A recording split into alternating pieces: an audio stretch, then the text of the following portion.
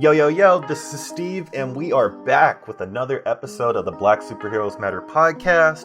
It's been a while, but we are officially back for another season of Black creators making amazing stuff. And more importantly, it's Black History Month. 2021, off to a great start. Yes, last year was crazy, but, this is just what it is, right? This is what being Black in America is about. It's about seeing the adversity and overcoming it through community building and telling stories that resonate with each and every one of us. And so with that, we got my boy Keef Cross, which you can follow him at Keef Cross. He's a writer and illustrator of DayBlack, and he definitely joins us for an interesting conversation. This is a conversation I recorded last year, and so there will be some things that were updated on if you follow him on his timeline. But again, he's a tattoo artist, a graphic novelist in Atlanta, Georgia, and he is currently working on his next volume of his series. And so without further ado, excited to introduce you to Keef, and let's get it going. I wanted to take a break from the episode to let you know that we have some merch that is available. Over at Iltopia Studios, you can find the Black Superheroes Matter art book, which is a collection of illustrations that reimagine your favorite superheroes through the eyes of children of color. We also have a bunch of sticker packs, over 120 different sticker designs of your favorite superheroes. More importantly, we have our Color Me Super coloring book series.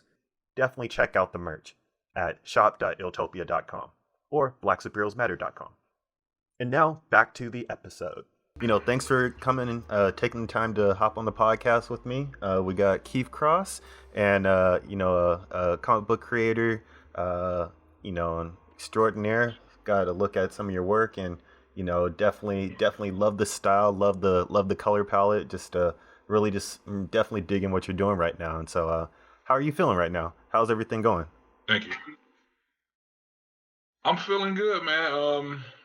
I'm feeling good, of course, with everything going on. I'm just trying to stay focused and make sure I come out of all of this with something to show for it as far as, of course, my health, but as far as like comics and new stories and continuing what I've already done. So not having any more time is not an excuse anymore. So I'm trying to make the most out of it. I mean, that was kind of the silver lining in all this, is that a lot of the people I've talked to, especially myself as a creator, I finally have the opportunity to do the things or pursue the things that like I've been meaning to do, but just never given myself permission to. It's like right, and that's me, and that's going through old sketchbooks, going through old stuff that I've forgotten about, and just going to rehash it just because I got the time. So and really getting some gems from that. I think I'm glad that I have the opportunity to have like old hard drives and stuff that I had in college and growing up that I can kind of like sift through and be like, dang, I totally forgot about that, but I could definitely use this now. Right. Yeah. Right. Because it's new. Nobody else is seeing it. It's new to you, right? Exactly. It's new to everybody else. And so, kind of give us a little bit of a rundown of like, what do you do as a creator? As far as, I do a few things. I am a former tattoo artist. Right now, I work primarily as a graphic novelist with my comic DayBlack, which is about a slave who's bitten by a vampire in the cotton fields. Fast forward to present day, he works as a tattoo artist as a way to collect blood.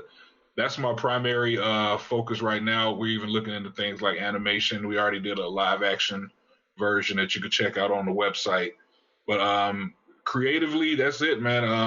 I'm fortunate enough to be able to focus just on that and not really a whole lot of other stuff. Of course, in the Atlanta area, I'm really active in the fine art scene. I do a lot of art shows, gallery shows and stuff like that. So it's kind of having a foot in a few different worlds as far as the art world goes. But in Atlanta, there's so much here to do that's art related. There's so many opportunities and so many avenues to take as an artist that it's real easy to have one or two different, specialties here.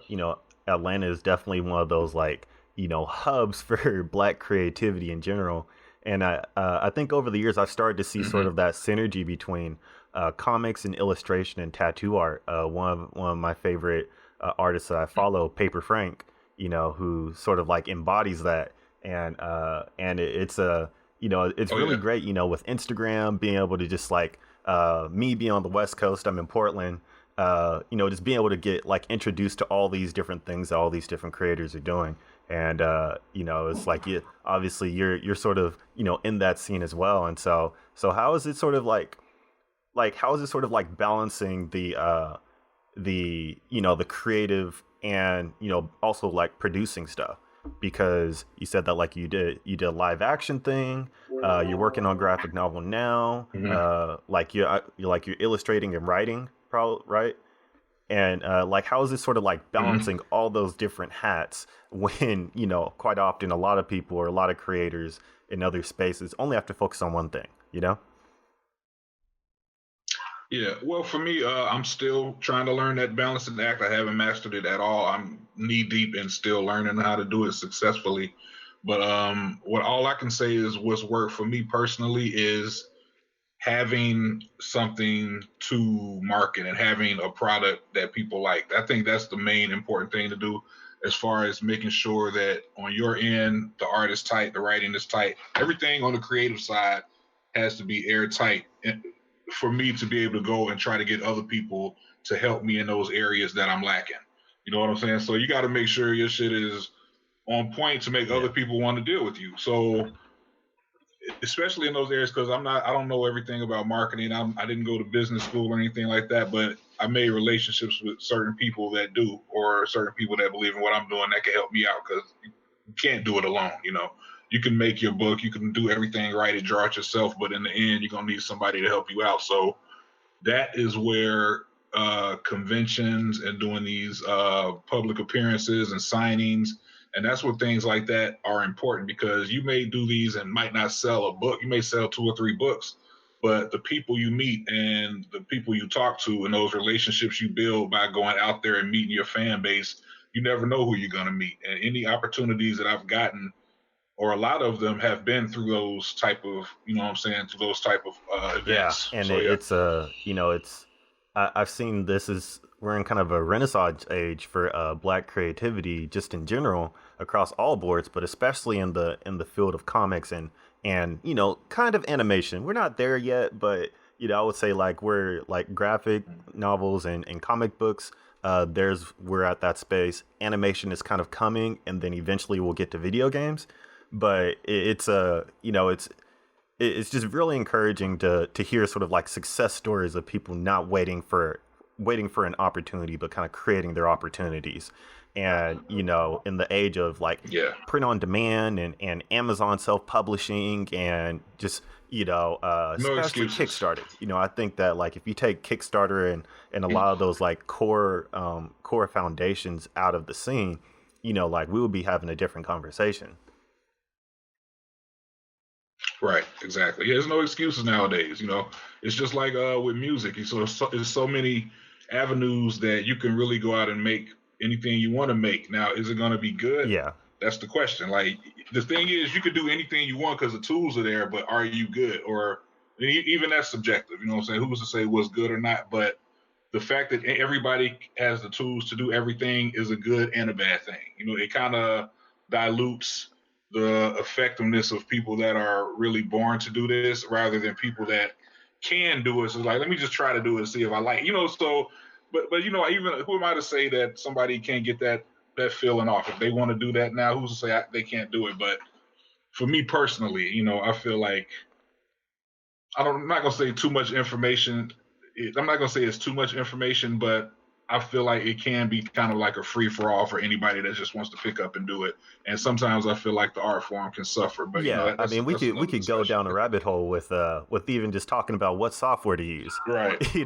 Like you got Photoshop, right, you got right, Clip Studio Paint, you got GIMP, you got Blender. Like it's exactly. I think it's just the accessibility. I think for Black creators, the accessibility and kind of the equity is what really is like hindered the progress, because we really just haven't had the opportunity to build legacies and pave our path over generations. there's Yeah, so we're basically playing catch up on a lot of stuff, if and not so it's everything. just thanks to the free market, we have the opportunity to do all Mhm. those things, and obviously there's entities and there's things Mhm. that try to like rig the game a little bit, but the beauty of being in Right. kind of a global society is that we have just so there's so like we could build a fan base in Japan and not even have to worry about the states. Like it. Yeah, yeah, and that's the great thing about the internet is because most artists I know are introverts.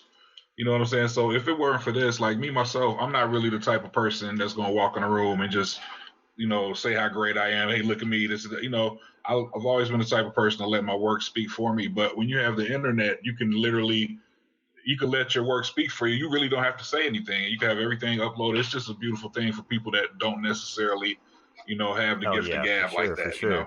And so, how did you get started? Because you said that you're a tattoo artist, and I'm always like Yeah. being an animator. People have always asked me like, oh, you should get into like tattoo art and stuff because you know how to draw. And I'm like, I don't want to draw on skin. That Yeah. just like Right. You know what? Sadly, in the black community, I think that's as far as people. I think that's the only way that people see art as being of value in the black community. It's kind of like when you're tall, yeah. you should play basketball, or when you're big, you should play football. You know And what I'm nobody saying? says anything about So baseball.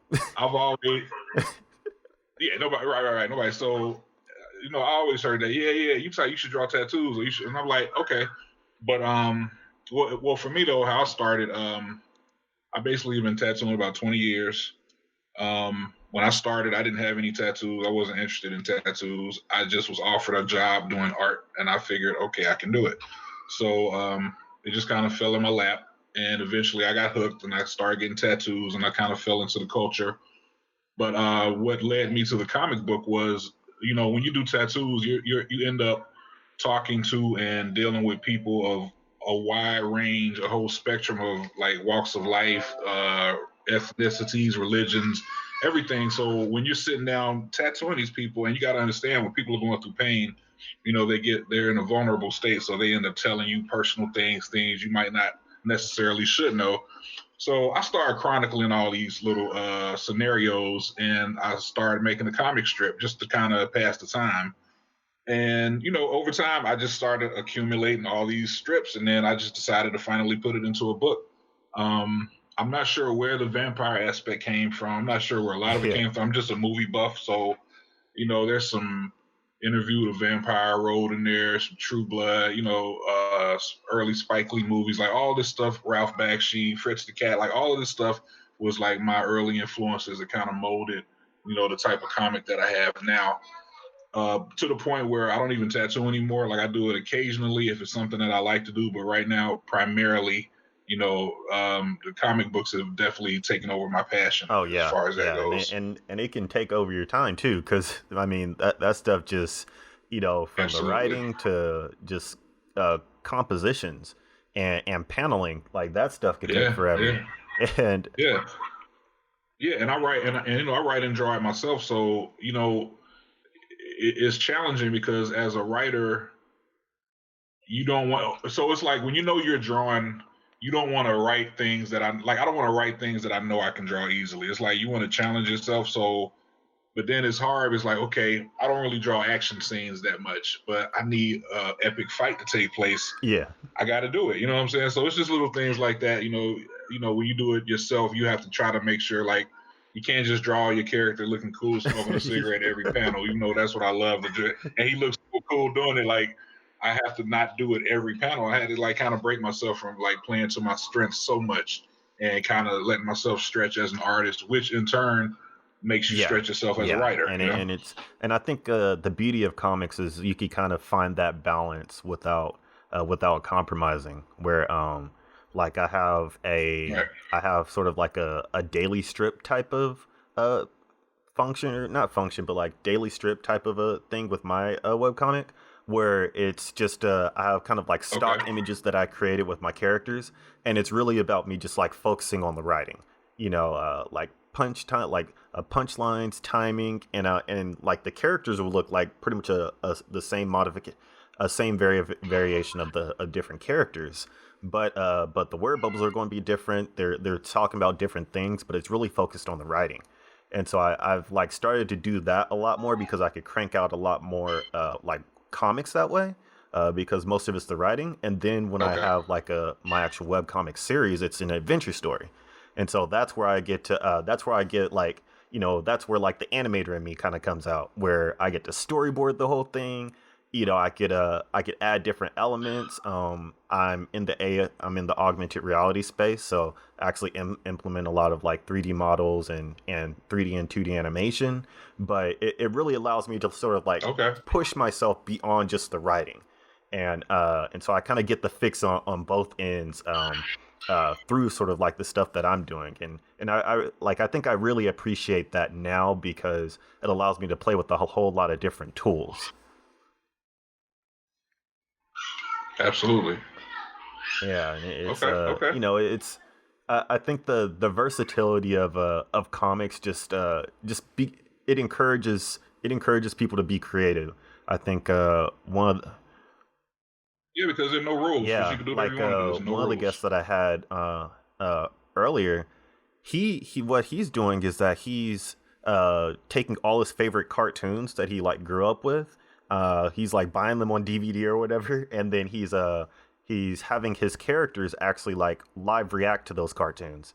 And so I was like, oh, so like on YouTube, he just Oh, has his characters watching the cartoon and doing what like a YouTuber does. And I was like, I didn't even think about that. Like that, like that's exactly if that's what the character would do. I mean, you're creating content yeah, that yeah, way. exactly. That's pretty, and that's original. And so I'm just Hmm. like, man, there's like when you talk to people and see what they're doing with the the field of comics and their characters and original stuff that they're creating, it's like, dang, I didn't even know that was a thing until you mentioned it. Oh yeah. Oh yeah. Oh yeah. Oh yeah. Oh man, Everybody has a man. niche. And so how has the lockdown and everything sort of affected you? Because obviously, you used to tattoo, you used to be a tattoo artist and everything, which is really difficult to do when you're social distancing. Right. And then there's Right. there's the convention scene, which is really like one of the big staples for Black creators to kind of get their work out there and build community around things. And so, how has that sort of like affected how you're Yeah. trying to promote, or are you creating and connecting with people, or Well, luckily I was kind of a hermit already. So this whole staying at home, and I'm a stay at home dad. So I was already at home most of the time anyway. The biggest thing that for me, like I remember right around the time right around the time the shit started hitting the fan, I had a couple of art shows that I'd already committed to, but they ended up canceling. I created like two pieces just for these shows. And of course I had some conventions that were lined up. So yeah, it kind of hits your pockets a little bit, but then at the same time you just start figuring, okay, well, just say like Diamond Distributor, for instance. Like it just really brought to attention that there's only one yeah, distributor of comics out there. So if something were to happen, we're all messed up. You know what I'm saying? Which is like, how can you have a monopoly? I think this really is just going to let people know. I think something's going yeah, to rise up out of that to where Diamond isn't going to just be because our it's only way literally to a get out there. monopoly. Like it's literally a monopoly. Exactly. Exactly, which is crazy. And actually, the last publisher I was with, that was one of the reasons I'm not with them anymore because they couldn't. Diamond wouldn't let us in their catalog, and so my publisher couldn't just keep making comics that weren't being seen by anyone. So I ended up getting dropped by my publisher in 2018. But I just found it so ironic because if you go through Diamond's catalog, it's like they publish anything. It's like you'll literally Yeah, find anything in there, and I don't know if because we were an all black publishing company, most of our books were black characters. That may have something to do yeah. with. I it. I don't mean, know. one But could think.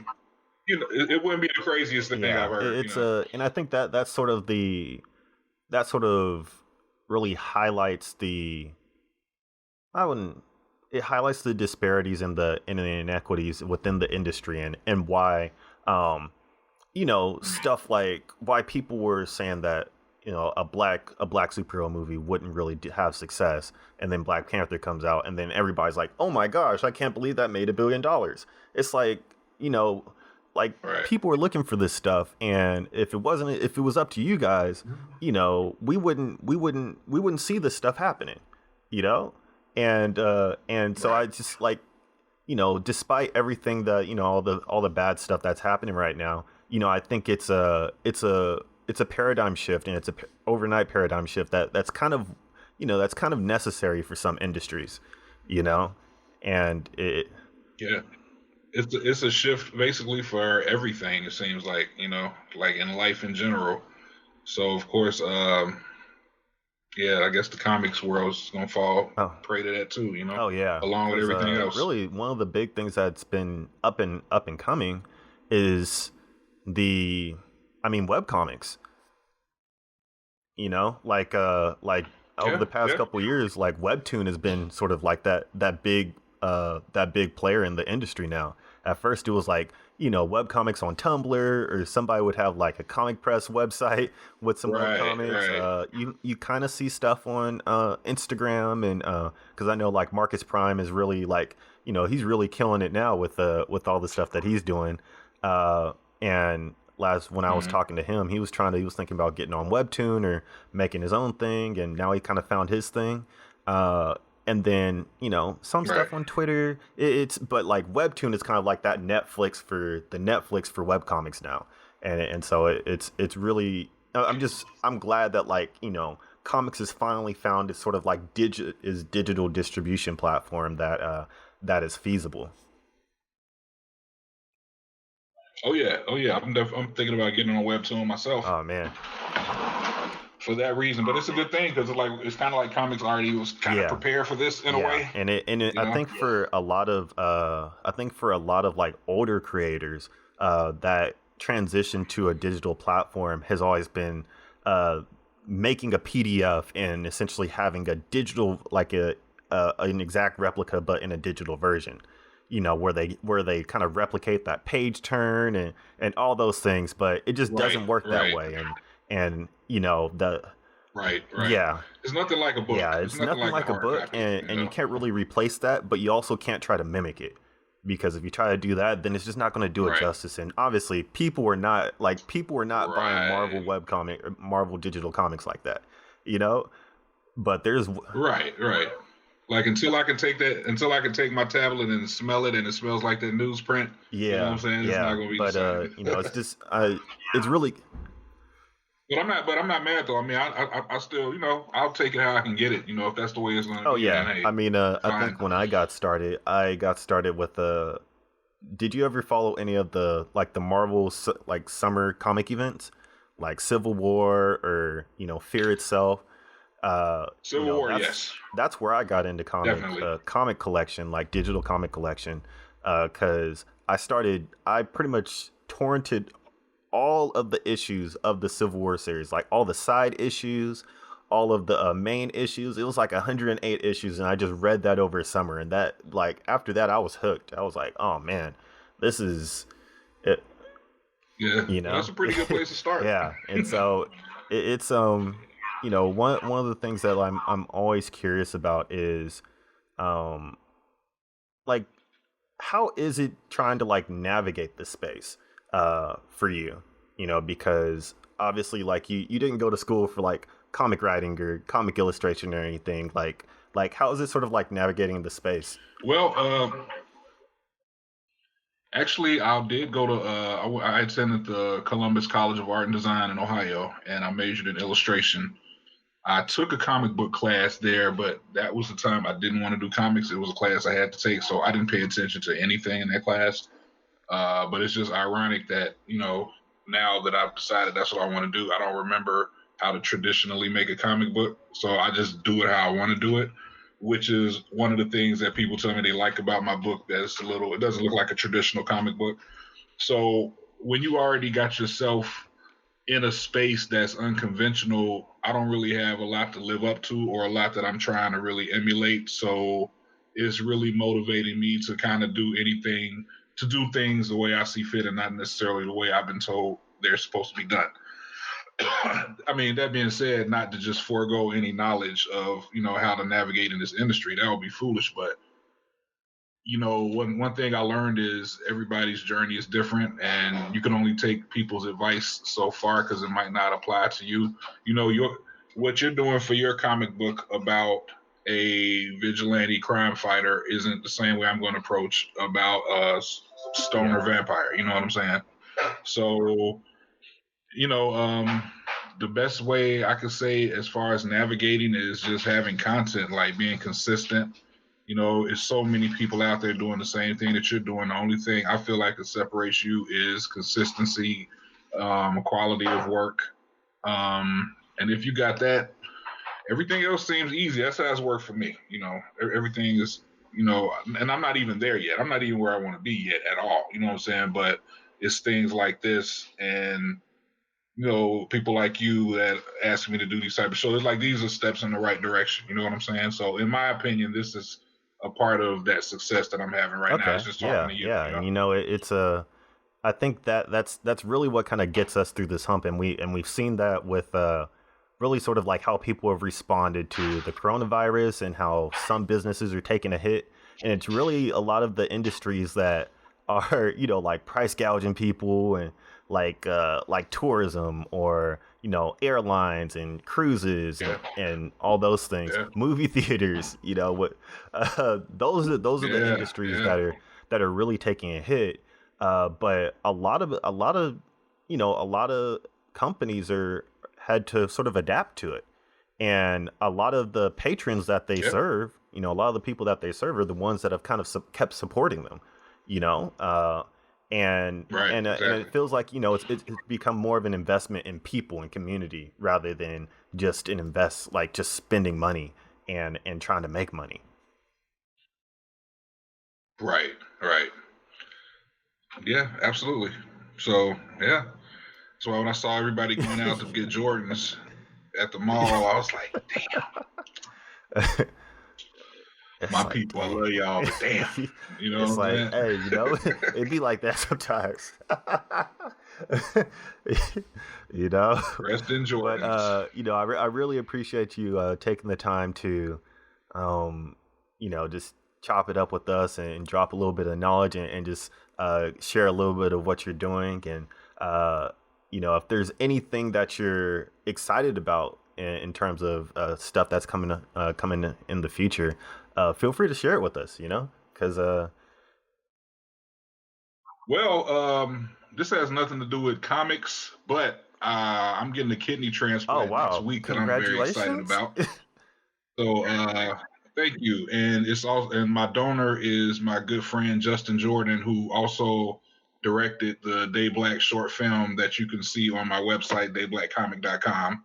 So if you see that movie, just know that the guy who directed it just gave your boy a new kidney, and it's prolonging my life so I can make some more great comics for y'all.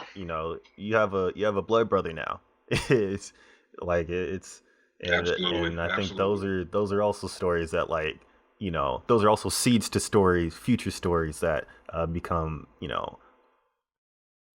Absolutely. Because even just for me being on dialysis for the past couple of years, it gave me an idea to open up a dialysis center in the fictional town of DayBlack, since he's a vampire and dialysis is about cleaning blood. I was like, let me have him open. Just, so life experiences always filters into the work. Yeah. Oh, yeah. So, with everything sort of like opening up and finally getting to, having different surgeries and everything, I wish you all the best with that. I'm trying to get into medical school, so I have a little bit of insights on what that process is like. And I've had 2 hip surgeries. Okay. And so, yeah. The joys of playing football. It'll take its toll on you. They don't really tell you that, but it'll take its toll on you. Absolutely. And so, absolutely. I think I played football one season. I think I dislocated my shoulder. And I was like, I'm gonna go ahead and get in the sketchbook. Let me pick the sketchbook. I was still stubborn. Obviously, like I had surgeries in college, and so I just wanted to play. I was trying to get to the league so I could get some money, and so I ended up playing 2 years 2 years after my second surgery, and so I'm just kind of paying for it now. But it was, hey, such is life sometimes. Yeah, what are you Hey, gonna what you do? gonna do, man? Hey, yeah, you gotta do what Yeah, you gotta but again, I really appreciate the time. I really appreciate the great conversation, and I really and best of luck. What in next week? 2 weeks ago? Next week, Friday? Oh yeah, yeah. Friday, next Friday. Best of Yeah, luck during your procedure, and hopefully you come back with some great inspirations for some great stories. absolutely. Oh Thank you yeah, again, man. definitely, Thanks for having definitely. me. So without that, have a good one. See it. You too, man. Peace. And there we have it. That is another episode of the Black Superheroes Matter podcast in the wraps. Again, the purpose of this podcast is for people to get exposed to a variety of different things that Black people are creating in the arts and entertainment industry. The goal is for this podcast to bring light to all those creators, because as a community, we have the opportunity to skirt some of the problems that we've seen in this day and age when it comes to expressing Blackness.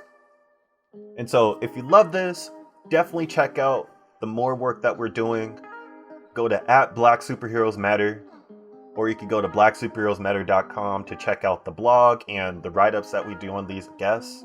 And if you're so inclined, feel free to support my work at Iltopia, where we have the Black Superheroes Matter art book, the Black Superheroes Matter sticker packs, and even coloring books, activity guides.